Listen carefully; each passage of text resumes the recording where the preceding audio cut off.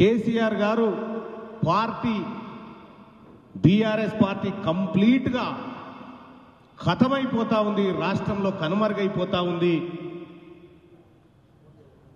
ఎక్కడ మొదలైందో అక్కడికే వచ్చి ఒక్కనే చేసినా ఒక్కనే స్టార్ట్ అయినా అన్నాడు, మళ్ళీ ఒక్కడే మిగిలిపోయే పరిస్థితికి వచ్చింది. 2001లో సిద్దిపేటలో బస్సు గుర్తు మీద పోటీ చేసిడు, మళ్ళీ అదే బస్సు దిక్కైంది. ఇక నీ వెంట ఉద్యమకారులు లేరు, వెళ్ళిపోయారు కేసీఆర్. నీ వెంట అసలు ఉద్యమకారులే లేరు. కేసీఆర్ గారు బీఆర్ఎస్ పార్టీ పరిస్థితి దింపుడు గల్లే కాడుంది. ఇప్పుడు ఎక్కడ ఓ సీటు వచ్చేది లేదు, ఎక్కడ ఓ సీటు గెలిచేది లేదు. అందుకోసమే బీఆర్ఎస్ పార్టీ అభ్యర్థులను దించిండి ఆడాడ.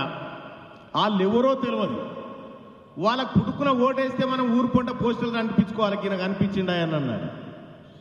ఆ పరిస్థితికి వస్తుంది. డమ్మీ అభ్యర్థులను పెట్టి ఇవాళ భారతీయ జనతా పార్టీ మెప్పు పొందాలని చూస్తా ఉన్నాడు కల్వకుంట్ల చంద్రశేఖరరావు గారు. భారతీయ జనతా పార్టీకి ఎందుకు ఓటేయాలి ఒక్కసారి ఈ ప్రజలు ఆలోచన చేయాలి. ముఖ్యమంత్రి గారు రేవంత్ రెడ్డి గారు అనేక సార్లు భారతీయ జనతా పార్టీ బీఆర్ఎస్ కుట్రలను బయట పెడుతూనే ఉన్నాడు. నరేంద్ర మోడీ గారి మేనిఫెస్టోలో, బీజేపీ మేనిఫెస్టోలో ఒక మాట రాసి ఏమని, మరో 5 ఏళ్ల పాటు ఉచిత రేషన్. ఎంతమందికి ఇస్తారు సార్ అంటే, ఈ దేశంలో 80 కోట్ల మందికి ఇస్తాము అంటున్నాడు. అంటే 80 కోట్ల మంది పేదరికంలో ఉన్నట్టే కదా లెక్కలు. ఇంకా 5 ఏళ్ల పాటు ఇలా పేదరికంలో ఉంచుతా అని చెప్తున్నట్టుగా. ఈ వర్ధన్నపేటలో ఆరూర్ రమేష్ భూ కబ్జాలకు వ్యతిరేకంగా పోరాటం చేసినందుకు అందులో 4 ఉన్నాయి. ఈ భూ కబ్జాలన్నీ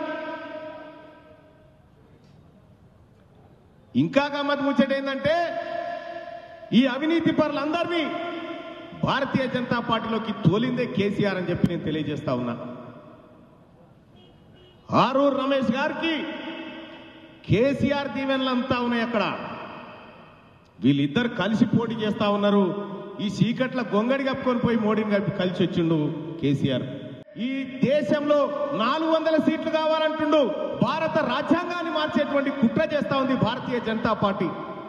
మన హక్కులను కాలరాసేటువంటి ప్రయత్నం చేస్తా ఉంది. ఏమంటున్నారు నరేంద్ర మోడీ గారు?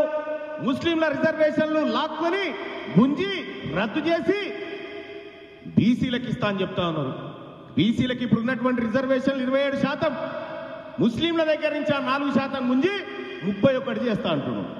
కానీ అదే కాంగ్రెస్ పార్టీకి ఓటేస్తే రేపు పొద్దుగాల కడియం శ్రీహరి గారి కూతురు కావ్యకి ఓటేసి గెలిపిస్తే భారతదేశంలో కాంగ్రెస్ పార్టీ ఇండియా కూటమి అధికారంలోకి వస్తే 50% ఉన్న బీసీలకు 50% రిజర్వేషన్ ఇస్తామని చెప్తా ఉంది కాంగ్రెస్ పార్టీ. నరేంద్ర మోడీ ఇచ్చే 31 కావన్నా రేపు పొద్దుగాల కాంగ్రెస్ పార్టీ అధికారంలోకి వచ్చిన తర్వాత ఇచ్చేటువంటి 50% కావన్నా.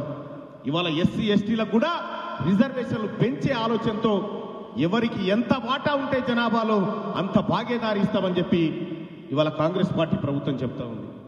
నరేంద్ర మోడీ గారికి ఓటు వేస్తే, భారతీయ జనతా పార్టీకి ఓటేస్తే 1 నేషన్ 1 ఎలక్షన్ కాదు, 1 నేషన్ 0 ఎలక్షన్ అవుతుందని చెప్పి నేను తెలియజేస్తా ఉన్నా.